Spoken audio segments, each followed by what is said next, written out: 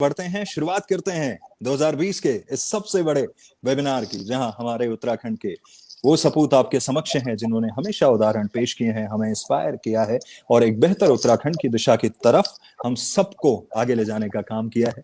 General Bipin Rawat sir, आपसे शुरुआत कर रहे हैं आज के इस वेबिनार की। सबसे पहले ये साल 2020 किस तरह से इसको देखते हैं और महिलाओं की स्थिति के बारे में क्या कहना चाहेंगे? सेमान्या दगड़ियों, आप सबके बीच आकर मुझे बहुत खुशी हो रही है। जितने भी महानुभावी हमारे उत्तराखंड के आज इस वेबिनार के जरिए हमारे साथ जुड़ पाएंगे, मैं आप सभी को बधाई देना चाहता हूं। साथ साथ नव वर्ष की शुभकामना देते हुए इस वेबिनार की शुरुआत करके मैं आपको ये बताना चाहूंगा कि जहां तक नारी शक्ति का सवाल है, नारी शक्ति का उत्तराखंड में बहुत बड़ा प्रभाव रहा है। हम सब आजकल के दिनों में तो बचेंद्री पाल, बसंती देवी ऐसी महानुभावी नारियों के बारे में तो हम जानते हैं, लेकिन आज मैं आपको कुछ जानकारी देना चाहूंगा उन नारियों के बारे में जिन्होंने उत्तराखंड को एकजुट होने में बहुत योगदान दिया है। और हम लोग सब जानते हैं कि झांसी की रानी लक्ष्मीबाई, जीजाबाई, नागालैंड में रानी गाइडनल्यू, तो ऐसे कई कई महानुभावी नारियां हुई हैं जिन्होंने देश में नाम कमाया है। लेकिन हमारे उत्तराखंड की भी जो रानी लक्ष्मीबाई हैं, वो तेलू रौतेली के नाम से उन्हें जाना जाता है। उनका और उनके परिवार का जो उत्तराखंड में उन्होंने जो जिस तरह से कार्रवाई करी, जिस तरह से उत्तराखंड को एकजुट होकर रखा, मैं आपसे कई 100 साल पुरानी बात उजागर कर रहा हूं। तीलू रौतेली का परिवार उत्तराखंड से था। उनके पिताजी भूप सिंह और उनकी माता महेश्वरी, उनके भाई भी थे 2। उन सभी ने उस वक्त जब अरब देशों की ओर से भारत में युद्ध किया जा रहा था और भारत देश के कई इलाकों में कब्जा किया जा रहा था, उन्होंने बड़ी बहादुरी के साथ, उनके परिवार ने एक सेना इकट्ठा करी और उत्तराखंड पे अरब देशवासियों का कब्जा होने से नहीं उनको रोका गया। तीलू रौतेली के नाम पे लोकगीत भी पसंद है, जिसे लोग कहते हैं ढक्की धाई धाई तीलू, हे तीलू रौतेली ढक्की धाई धाई। तीलू रौतेली जब 15 वर्ष की थी, जैसे कि आप जानते हैं पहाड़ में पहले बहुत छोटी उम्र में शादी कर दी जाती थी, तो उनकी भी 15 वर्ष की उम्र में सगाई रचा दी गई थी। लेकिन उस वक्त जैसे मैंने बताया, उत्तराखंड के ऊपर आक्रमण हो रहे थे और इन्हीं आक्रमण में उनके 2 भाई थे जिनकी मृत्यु हो गई थी। वो पहले घायल हो गए थे, बाद में उनकी मृत्यु हो गई थी। उनके होने वाले पति जो थे, उनकी भी मृत्यु हो गई और उसके बाद तीलू रौतेली ने दोबारा कभी सगाई नहीं करी और कभी शादी रचाने की कभी आशा भी नहीं दिखाई। इसी तरह पहाड़ में कौतिका मेला होता था, जिसमें सब लोग इस मेले में शामिल होने जाते थे।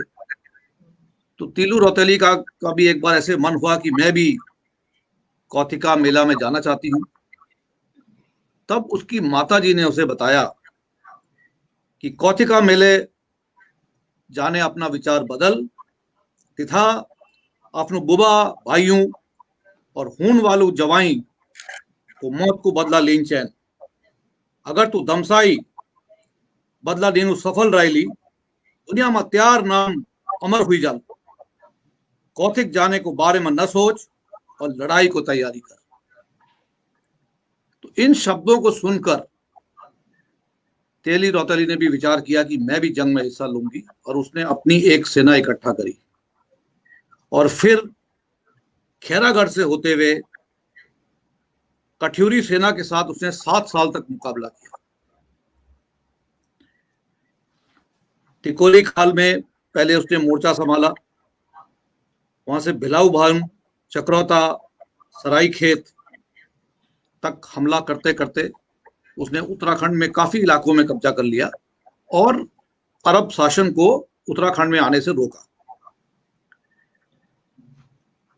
उसकी घोड़ी थी काली रंग की बिंदुली, और चक्रौता के आसपास एक बार जब वो शिविर लगा के बैठे थे और एक कैंप लगाकर, थोड़ा 7 साल हो गए थे युद्ध के, उस समय उनकी उम्र 22 साल की हो गई थी। इस कैंप में जब वो बैठे थे तो उनके ऊपर अचानक से धोखे से हमला किया गया, और उस हमले में वो स्वर्ग सिधार गई। लेकिन उन्होंने इतिहास में, उत्तराखंड के इतिहास में एक ऐसा दिखाया लोगों को कि नारी शक्ति उत्तराखंड में किस तरह से कार्रवाई करते हुए आगे बढ़ती आई है और आगे बढ़ते रहेगी। तो मेरा विचार यह है कि ऐसे जो हमारे महापुरुष रहे हैं, खासकर जो नारी शक्ति रही है, इनके बारे में हमारे को जानकारी होनी चाहिए। इसी तरह कई और नारियां भी हैं, तिलू रौतेली केवल अकेली नहीं है। तो उन सबको आज हम प्रणाम करते हैं। साथ साथ मैं ये भी कहना चाहूंगा कि जैसे कि हमने देखा पिछले कई सालों में, हमारी उत्तराखंड की इकोनॉमी को एक मनी ऑर्डर इकोनॉमी कहा जाता था। मनी ऑर्डर इकोनॉमी इसलिए कि हमारे इलाके में ज्यादा उन्नति नहीं हो पाई थी, क्योंकि एक तो बॉर्डर का इलाका पड़ता था, वहां पर कुछ रिस्ट्रिक्शंस भी थे, जिसे हम इनर लाइन परमिट नहीं दिया करते थे, तो लोगों का आना जाना मुश्किल था। इसी कारण केवल हमारे जो 4 धाम थे वहां तक ही जो टूरिस्ट थे या जो दर्शन करना चाहते थे वो वहीं तक ही सीमित रह जाते थे, अन्य इलाकों में जाना मुश्किल हो जाया करता था। तो इसलिए वहां के जितने भी पुरुष थे वो बाहर नौकरी करते थे, उत्तराखंड से बाहर आके। तो घर बार, बच्चों का जो रहन सहन, खेती को देखना, गाय बकरियों को देखना, ये सारा जो काम था वो नारियों के जिम्मे पड़ता था। और इस तरह से उन्होंने घर बार संभाल के हमारे उत्तराखंड को आज इस स्थिति में पहुंचाया है। अगर वो लोग भी उस समय अगर हताश हो जाते तो आज उत्तराखंड का क्या हाल होता, इस पर विचार करना मुश्किल है। लेकिन धीरे धीरे जिस तरह से हमारे उत्तराखंड में उन्नति हुई है और जिस तरह से हम लोग प्रगति कर रहे हैं, मैं कहना चाहूंगा माता श्री मंगला जी का इसमें बहुत बड़ा योगदान है। उनकी पूरी कोशिश है कि हमारे उत्तराखंड में लगातार उन्नति हो, वहां हॉस्पिटल, स्कूल बन रहे हैं, जिससे कि हमारे जो नौजवान हैं उनको उत्तराखंड से बाहर आने की जरूरत नहीं। इसे इस वक्त जो रिवर्स माइग्रेशन जो चल रहा है वो इसीलिए हो रहा है क्योंकि हमारे यहाँ उन्नति और डेवलपमेंट सही तरीके से चल रहा है। हमारे मुख्यमंत्री हैं, उनके साथ जो अन्य लोग कार्रवाई में जुटे हुए हैं, उनकी पूरी कोशिश है कि उत्तराखंड की उन्नति हो। और जिस तरह हम देख रहे हैं आजकल टेहरी के आसपास किस तरह से उन्नति हो रही है, धरासू, ये सब इलाकों में काम चल रहा है, पौड़ी, नैनीताल, सब जगह पे काफी काम हुआ है। अगर इस तरह से काम चलता रहा तो मैं यकीन के साथ कह सकता हूं कि उत्तराखंड उन्नति की ओर बढ़ता रहेगा। लेकिन इस सब में मैं आपको यही कहना चाहूंगा कि नारी शक्ति ने अगर उस समय में जब हम मुसीबत के दौर से गुजर रहे थे, जब हमारे यहाँ डेवलपमेंट नहीं हो पा रहा था, अगर वो हताश हो गई होती, अगर उनने मोर्चा नहीं संभाला होता, तो आज हम इस स्थिति में नहीं पहुंच पाते। आज हम इस स्थिति में पहुंचे हैं क्योंकि नारी शक्ति ने आने वाली पीढ़ियों को हौसला दिया, हमारे नौजवान बच्चों को उनकी देखभाल करी, हमारे खेत पर काबू रखा, वहां पर हमारे जो रहने सहने के जो तरीके थे उनको कायम रखा। इस वक्त जैसे हम देख रहे हैं कि फिर भी काफी कुछ माइग्रेशन देहरादून की तरफ हो रहा है, नैनीताल की तरफ हो रहा है। हम देखते हैं कि लोग पहाड़ से नैनीताल देहरादून की तरफ आते हैं। कई बार जब मैं उत्तराखंड के निवासियों से मिलता हूं और जब मैं पूछता हूं कि आप कहाँ के रहने वाले हैं, तो कुछ कुछ लोग ऐसे भी हैं जिनको अपने गांव के बारे में, अपने गांव की जानकारी देने के बारे में कभी कभी शर्म महसूस होती है। तो किसी भी उत्तराखंड वासी से अगर आप पूछेंगे कहाँ के रहने वाले हैं, तो वो कहते हैं देहरादून का हूँ, नैनीताल का हूँ या चमोली का हूँ। लेकिन जब उनसे बोले गाँव कहाँ था, तो कहते हैं आप शायद जानते नहीं होंगे, मैं सैन गाँव का। तो उनसे जब मैं बोलता हूँ कि मैं भी सैन गाँव का हूँ, तो इसके बारे में जानकारी देने में आपको मतलब आपको अपनी इज्जत का ख्याल रखना चाहिए और आपको खुशी होनी चाहिए कि आप एक गांव से उभर कर आते हैं और गांव से उभर कर आप जिस ओहदे पर पहुंचते हैं, मेरे ख्याल में आप अपनी जन्मभूमि को कभी नहीं भूल सकते।